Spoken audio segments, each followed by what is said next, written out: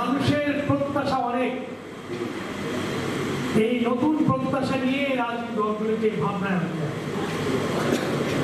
গতানুগতিক ধারার রাজনীতি যে অপরিহার্য নয় সেটি প্রমাণিত হয়েছে, এবং নতুন ধারার রাজনীতি নিয়েই রাজনীতি দলগুলোকে আসতে হবে, এবং সেটি হচ্ছে নাগরিক ভাবনা নিয়েই তারপরে কাজ করতে হবে। আমি সেই ভাবনা নিয়েই কাজ করতে চাই।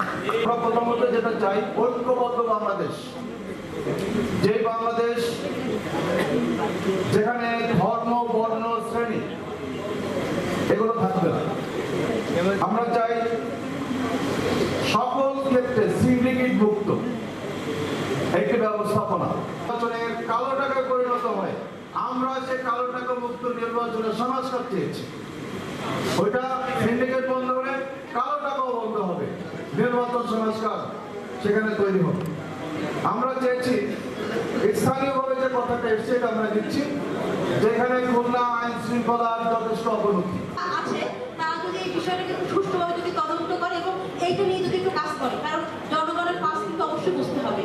সকলে বর্তমান নির্বাচন কমিশনের বর্তমান উদ্যোগ, প্রচেষ্টা, কর্মসূচি বা নীতি প্রণয়ন নিয়ে ওনারা সকলে সন্তুষ্ট না। ওনারা এখনো আশঙ্কায় আছেন যে এই নির্বাচন কমিশন যথেষ্ট যোগ্যতার সাথে সুষ্ঠু নির্বাচন একটি সম্পাদন করতে পারবেন।